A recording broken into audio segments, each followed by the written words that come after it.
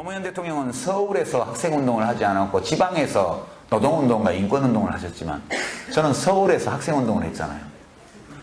저는 기득권층에 완전히 걸치고 있는 사람이고 노무현 대통령은 자수성가해서 자기 힘으로 변호사가 됐지만 그걸로 자기 생을 살았던 분은 또 아닙니다. 철저하게 비주류의 삶을 살았던 분이고, 예, 우리 대한민국에서 정말 1등만 기억하는 더러운 세상에서 1등 아니고도 한때 1등이 아니었지만 열심히 노력해서 정당하게 경쟁해서 1등이 될 수 있다 이런 희망을, 가능성을 보여준 분 아니에요. 그분의 삶에는 감동이 진하게 있죠. 그렇지만 제 삶에는 그런 게 별로 없잖아요. 그건 또 굉장히 큰 차이죠. 그리고 노무현 대통령은 이렇게 좀 깔보는 사람은 많았지만 미워하는 사람은 별로 많지 않았어요. 저는 사람들이 노무현이라는 정치인을 깔보는 거에 매우 화가 났었고, 그 당시에 저는 미워하는 사람은 많지만 깔보는 사람은 별로 없어요. 많이 다르죠? 굉장히 많이 다릅니다. 그리고 저는 노무현 대통령의 참모였던 적도 없고, 개인 참모, 가신이었던 적도 없고, 저는 노무현 대통령이 대통령이 되기 전에는 자원봉사자였고, 예, 대통령이 되신 후에는 1년 반 동안 내각에서 부하로 일을 했습니다. 한 번도 노무현 대통령이 개인 참모들이 모이는 자리에 저를 부르셨던 적이 단 한 번도 없습니다. 서로 간에 그렇게 묵시적으로 합의되어 있던 관계였었고요. 제가 일방적으로 노무현 대통령을 좋아해서 따랐던 케이스입니다. 예, 제가 하도 좋아하니까 대통령도 자기 좋다는 사람 싫어할 일은 없으니까 그래 니네 좋아해서 고맙다 이래서 가끔 불러서 일도 시켜주시고 그랬던 관계거든요. 근데 제가 지금 아까 장광현 학생 질문과 김경환 학생 질문을 전체적으로 다 묶어서 이렇게 얘기를 한다면 이런 말씀을 드릴 수 있습니다. 이제 제가 얼마 전에 한겨레 신문 나 그만 볼란다 그랬다가 욕 되게 먹었어요. 여러분 그 사건 아시죠?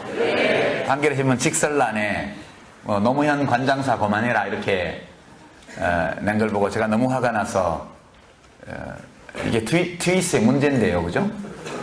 수다 떠는 거니까 옆에 앉은 사람한테 야 정말 개떡 같아 한겨레 신문 끊을까봐 이렇게 얘기하듯이 제가 어디 지방 강연 갔다가 그 모텔에서 자면서 거기 인터넷 하다가 그 기사를 온에서 보고 너무 화가 나서 순간적으로 이성을 상실해서 마침 그때 트윗도 같이 열어놓고 있었기 때문에 적었다가 진짜 혼났거든요. 정치하는 사람이 저렇게 현명치 못하게, 현명치 못하죠, 그죠? 제가 항의한 것은 그 말을 제목으로 뽑아서 크게 쓴 한겨레 편집 담당자들의 무감각, 무신경 내지 살아계실 때 그만큼 함부로 대했으면 됐지 돌아가시고 나서까지도 이렇게 함부로 대하냐 이런 욱하는 심정 이런 게 너무 들어서 그렇게 트윗에 글을 올렸다가 나중에 휴 다행이다 친구하고 뭐 절연 안 해도 된다 다시 한겨레 신문 본다는 얘기입니다. 사실 저희 집에 보는 거는 저희 집사람 이름으로 보고 있어서 제가 끊지도 못해요. 근데 그래서 어떤 친구가 그 직설을 했던 한홍구 씨가 저보고 뭐라 하더라고요. 사실 그런 게 아니었다. 그래서 제가 뭐라고 대답했냐면 사석에서 있었던 일인데 야 나 좀 봐주라. 나는 지금 치료가 필요한 사람이잖아. 그리고 한겨레 신문에 전화해서 욕하고 신문 끊겠다고 욕한 사람들도 좀 봐주라. 그 사람들도 전부 나처럼 치료받아야 될 사람이잖아. 그러니까 어떤 소중한 어떤 대상을 갑자기 상실하고 그리고 그에 대한 죄책감과 분노, 원망 이런 감정들이 아직 다 사라지지 않았고 아직도 추도의 기간이 끝나지 않았고 운명이다 원망하지 마라 했지만 아직도 우리 마음속에 누구라고 꼭 집어서 말하기 어려운 그런 원망이 있는 것이 노무현 대통령을 진짜 좋아하는 사람들의 마음의 상태고 이런 급작스러운 어떤 사랑하는 대상의 상실이라는 것은 그 사람의 마음속에 엄청난 병을 불러옵니다. 사실 그 트윗에 그 글을 올린 나도 치유가 필요하고 치료를 받아야 될 사람이고 아무도 우리를 치료해 주지 않기 때문에 그냥 우리끼리 위로하면서 상처를 달래고 있는 중이었다. 근데 그때 그런 얘기가 나오니까 나도 모르게 그렇게 했는데 진짜 현명치 못하고 그랬다는 거 다 안다. 그렇게 신문의 칼럼으로 현명치 못하다고 꾸지람하고 혼장질 하지 않아도 우리 스스로 다 알고 있다. 실제 한겨레 신문 끊지도 않았다. 그러니까 정상이 아니죠. 저도 건강한 상태가 아닙니다, 마음이. 그래서 되도록 정치적으로 안 나오려고 한동안 집거를 했었고요. 그리고 이제 좀 적절한 비유는 아닌데, 옛날 우리 속담에 때리는 CM이 말리는 시누이, 그 속담 있죠? 때리는 CM이보다 말리는 시누이가 더 밉다, 그런 겁니다. 제가 어떤 전문가한테 들은 얘기인데, 과거 군사독재 정권 시절에 간첩으로 조작되면서 고문을 당했던 많은 사람들이 있죠. 이분들이 지금 재심을 청구해서 무죄 선고를 다 받고 있는데, 이분들이 가장 격렬한 분노를 터뜨리는 대상이 누군지 아십니까? 박정희 대통령, 전두환 대통령, 고문했던 경찰관들, 수사관들, 국정원, 중앙정보부 요원들 아닙니다. 그분들이 가장 격렬하게 분노를 터뜨리는 분들은 친척, 친구, 친지들입니다.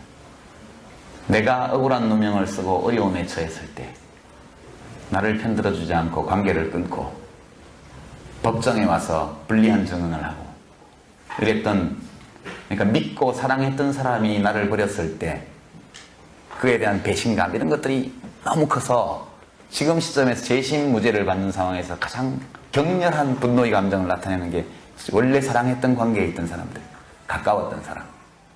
저는 우리 참여당이 노무현 대통령 정신 개선한다 이렇게 하니까 사람들이 막 비웃고 비아냥대고 꾸지람하고 그렇게 합니다. 그게 무슨 정당이냐?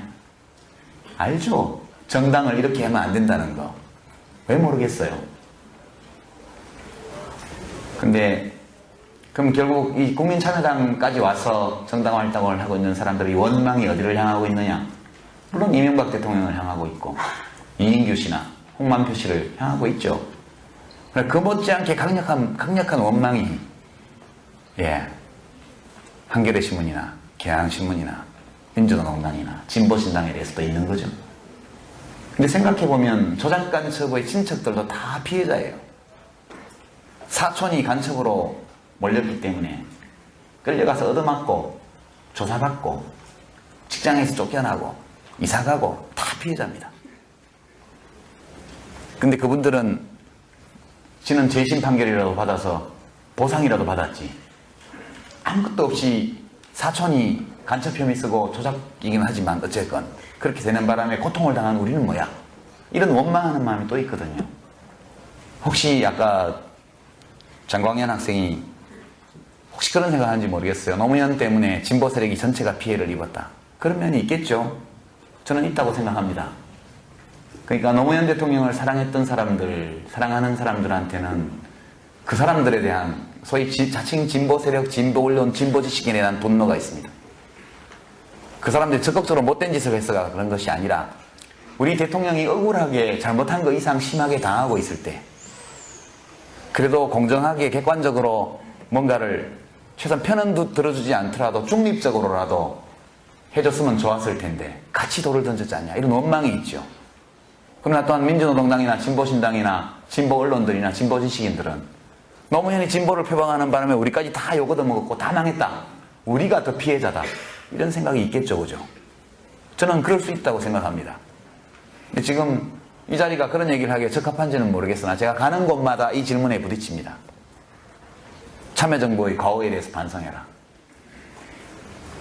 이명박을 탄생시킨 건 노무현 아니냐? 논리적으로는 맞는 말이죠. 그러니까 그 이면에 깔려있는 감정이 무엇이냐? 저에게 그 말을 하는 분들의 감정 속에는 노무현 때문에 우리가 피해를 입었다는 원망이 있고 분노가 있습니다. 제 마음 속에는 많은 노무현 대통령을 사랑했던 사람들, 국민참여당의 당원들과 마찬가지로 그분들이 노무현 대통령에 대한 부당한 수사가 진행되고 있을 때 단 한 차례도 객관적인 입장에서 헌법의 원리에 따른 옹호조차 안 해줬다, 노무현 대통령의 전직 대통령으로서의 명예를 지켜주지 않은 것은 물론이고 한 시민으로서의 기본권조차 그 시집 밟히고 있을 때 그것을 지적한 사람이 없었지 않냐, 이런 원망이 또한 있는 것이거든요. 이것은 제가 심리학자라면 한번 연구해볼 만한 가치가 있는 엄청난 사회적 현상이라고 저는 생각합니다. 아무도 이 얘기에 대해서 더 꺼내지 않고 빙빙 돌려가면서 얘기를 하고 있지만 현재 진보 진영의 여러 세력 안에는 노무현 대통령의 삶과 죽음, 그분의 정치, 그분의 유산이 무엇인가 이것을 둘러싼 심각한 정서적, 심리적 앙금 또는 대립 이런 것들이 지금 쫙 깔려 있습니다. 이 문제를 우리가 살아있는 우리가 넘어서지 못한다면 대한민국 진보에는 미래가 없다. 저는 그렇게 생각하고요. 되도록이면 서로 간에 분노를 느끼고 원망할 수 있는 근거가 있는 이런 문제들이기 때문에 이 문제에 관해서는 대화가 필요하다. 저는 그렇게 생각합니다. 대화가 필요하고 이성적으로 감정에 휘둘리지 말고 서로 상대방의 입장을 헤아려 보면서 역지사지 해가면서 자기 주장을 하는 지혜. 우리 학생 여러분들도 노무현 대통령에 대해서는 이렇게 교착되는 또는 때로 서로 상반되는 어떤 감정 같은 걸 갖고 계실 거예요. 그분은 굉장히 다양하게 해석할 수 있는 삶을 산 분이고 매우 다양하게 해석될 수 있는 죽음을 죽으신 분입니다. 그래서 해석의 여지가 매우 다양하기 때문에 노무현 정신을 개성한다는 것도 여러 갈래로 여러 주체들에 대해서 때로 상반되는 모습으로 나타날 수 있는 사람이다. 저는 그렇게 생각합니다. 제가 내는 색깔은 부분적으로 노무현 대통령의 색깔을 반영하고 있죠. 그러나 저는 노무현은 아니죠. 많은 면에서 다르고 지향도 많이 다르고 실제로 살아계셨을 때 현직에 계실 때 여러 가지 정치적인 문제나 정책에 대한 의견도 많이 달랐습니다. 그러나 그분은 지도자시고 저는 그분을 돕는 부하였기 때문에 서로 토론하다가 합의가 안 되면 결국 제 의견을 접고 그분 의견을 따라 했죠. 저는 그것이 옳다고 봅니다. 옳다고 보고 한 나라를 운영하는 대통령의 곁에는 다양한 의견을 가진 사람이 있어야 되고 충분히 토론해야 되고 많은 의견을 나눠야 되지만 전국적으로 모두가 합의할 수 없을 때에는 그때는 지도자가 전체적인 책임을 지고 결정할 수밖에 없고 사람들은 그걸 따라야 된다. 아마 이명박 정부의 참모들 중에도 그런 사람이 있을 것으로 저는 생각하고 그분들의 고충이나 이런 것들을 충분히 저는 이해합니다. 그런 각도에서 한번 봐주시고요. 이야기가 너무 번졌고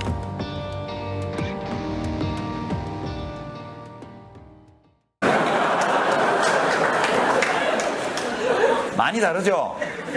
굉장히 많이 다릅니다. 그리고 저는 노무현 대통령의 참모였던 적도 없고 개인 참모, 가신이었던 적도 없고 저는 노무현 대통령이 되기 전에는 자원봉사자였고 대통령이 되신 후에는 1년 반 동안 내각에서 부하로 일을 했습니다. 한 번도 노무현 대통령이 개인 참모들이 모이는 자리에 저를 부르셨던 적이 단 한 번도 없습니다. 서로 간에 그렇게 묵시적으로 합의되어 있던 관계였었고요. 제가 일방적으로 노무현 대통령을 좋아해서 따랐던 케이스입니다. 제가 하도 좋아하니까 대통령도 자기 좋다는 사람 싫어할 일은 없으니까 그래 니네 좋아해서 고맙다 이래서 가끔 불러서 일도 시켜주시고 그랬던 관계거든요.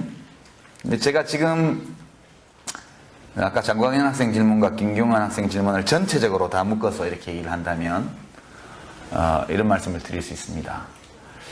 이제 제가 얼마 전에 한겨레 신문 나 그만 볼란다 그랬다가 욕 되게 먹었어요. 여러분 그 사건 아시죠? 한겨레 옵니다. 사실 그 트윗에 그 글을 올린 나도 치유가 필요하고 치료를 받아야 될 사람이고 아무도 우리를 치료해 주지 않기 때문에 그냥 우리끼리 위로하면서 상처를 달래고 있는 중이었다. 근데 그때 그런 얘기가 나오니까 나도 모르게 그렇게 했는데 진짜 현명치 못하고 그랬다는 거 다 안다. 그렇게 신문의 칼럼으로 현명치 못하다고 꾸지람하고 혼장질 하지 않아도 우리 스스로 다 알고 있다. 실제 한겨레 신문 끊지도 않았다. 그러니까 정상이 아니죠. 저도 건강한 상태가 아닙니다. 마음이. 그래서 되도록 정치적으로 안 나오려고 한동안 집거를 했었고요. 그리고 이제 좀 적절한 비유는 아닌데 옛날 우리 속담에 때리는 시애미 말리는 시누이 그 속담 있죠?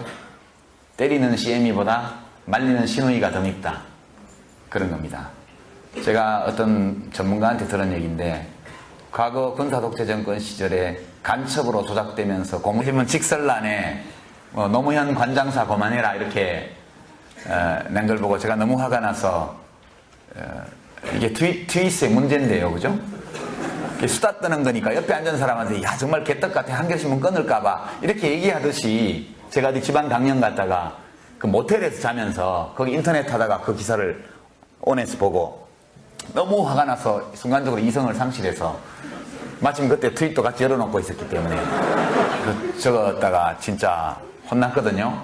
정치하는 사람이 저렇게 현명치 못하죠. 그죠? 제가 항의한 것은 그 말을 제목으로 뽑아서 크게 쓴 한겨레 편집 담당자들의 무감각, 무신경 내지 살아계실 때 그만큼 함부로 대했으면 됐지 돌아가시고 나서까지도 이렇게 함부로 대하냐 이런 욱하는 심정 이런 게 너무 들어서 그렇게 트윗에 글을 올렸다가 나중에 휴 다행이다 친구하고 뭐 절연 안 해도 된다 다시 한겨레 신문 본다는 얘기입니다. 사실 저희 집에 보는 거는 저희 집사람 이름으로